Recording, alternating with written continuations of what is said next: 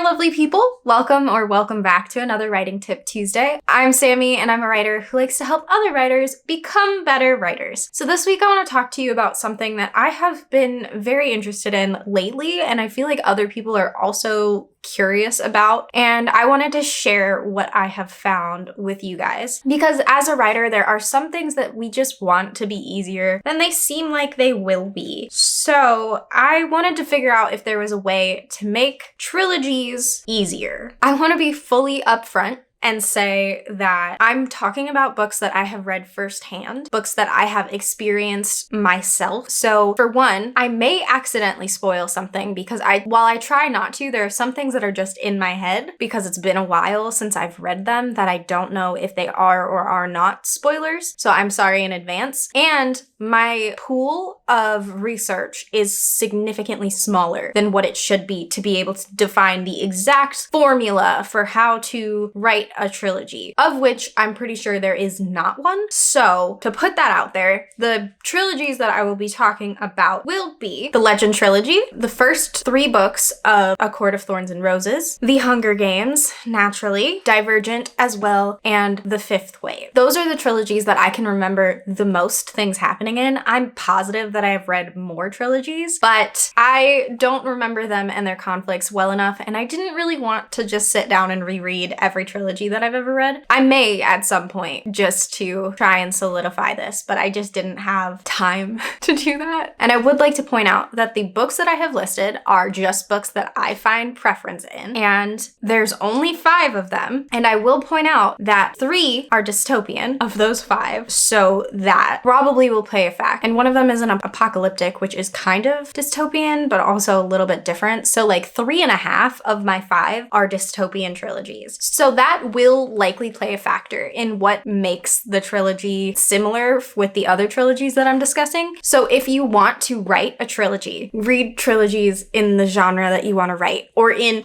several genres of your interest that may influence your trilogy, because the things that I bring up may only work for a dystopian, and I just happen to have a fantasy trilogy in there as well. I say trilogy in quotes because there are 5 books right now. The thing that I've noticed between all of these trilogies and or first 3 books of a series is that there is a pattern in the type of conflicts. There's not a formula. There is never going to be a formula because it's a creative work. It's a piece of art. Each individual will do it differently. But something that I have noticed in terms of what makes these trilogies similar is their conflict structure. Not necessarily the exact conflict, because that would be ridiculous if every single book had the same like general exact conflict, like we're going to war in this book. But I will point out that the type of conflicts that are in each of these stories are very similar. So what I mean by that is in each of the first books, what I've noticed is that you use it to really introduce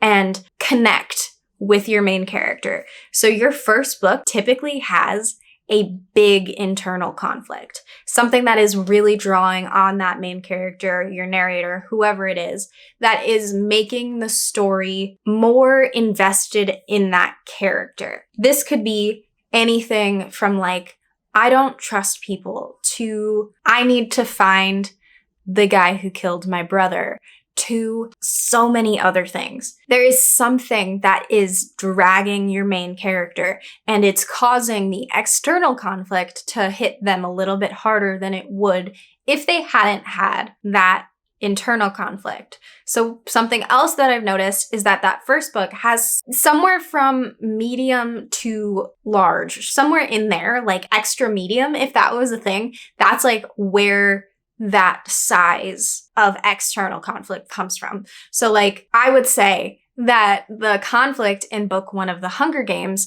is a big conflict in comparison to the conflict in Divergent, the first book of the Divergent series. It's different for sure. It's very similar. It's not the same. Katniss goes through a significantly harder time than Triss. Triss is having much more internal conflict that leads that story to be more difficult, and it's building the world out. What I've noticed about book 2 is that the internal conflict shifts. it's not the same as it was in the first book. We get some reprieve from that first big internal conflict, and it usually ends up relating to something that happened in the first book that changed the character. And that changes their internal conflict. Now there's something else they need to figure out. I would say that this internal conflict is now bigger. It's not just a misconception about the world, it's something that is about themselves most often. Or there is trauma from the first book that they now have to maneuver and handle themselves. Something I've noticed about the external conflict in the second book is that it is not necessarily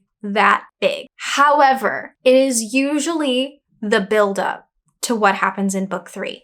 There is usually something that instigates towards the end of the book. That is something huge. And the first book usually will tie up most of their loose ends in terms of the external conflict. There won't be very much that is left over. But the second book maneuvers a lot of that internal conflict that has changed since the first book, and small external conflicts until more towards the end. And that spot is usually the start of the major external conflict for book 3. Take the beginning of a war, for example, or turning on your government and deciding that you are now going to be a rebel when you've spent your whole life being fully dedicated to your government, or the start of a revolution, becoming the face of a revolution. Those things happen towards the end of the second book to get you amped for the third book, where it crests fully. If you want to think about it in terms of multiple acts, it's not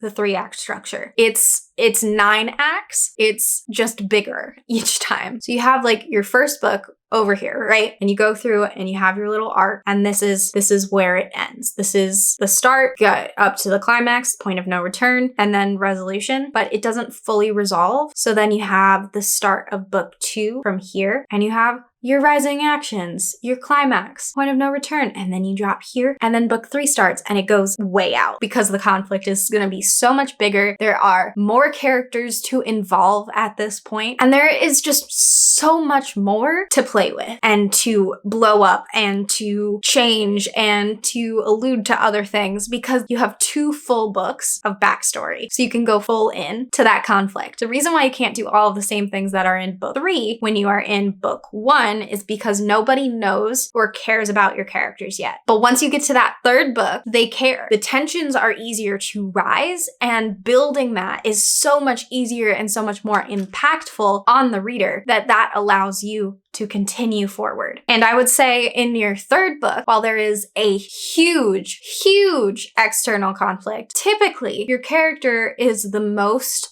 confident in themselves at that point than they are prior. It's the most at peace with themselves that they will be in the entire story. Even though there is so much external conflict, typically their internal conflict is very small, or something that's more so like, I'm afraid of not being able to handle the external conflict. And it's not necessarily something super character driven. While it is always character driven, it's just not as much so as the first book would be, because they have had 2 books to maneuver themselves into the place that they need to be. You can do something similar with longer series. You can see the same thing sort of happening with Percy Jackson and the Olympians and the Heroes of Olympus. Those are 5-book series, but you can see the same sort of build, ebb and flow of internal conflict to external conflict, internal conflict to external conflict. They're always sort of giving and taking to keep you invested in those characters. And then the last book is still the highest level of intensity. I know this wasn't necessarily a how-to guide for writing trilogies, but I hope that this sheds some light on something that you can keep in mind when you read your next trilogy or start thinking about how to plan out your own trilogy, and consider what kinds of things would make your trilogy stand out, how to build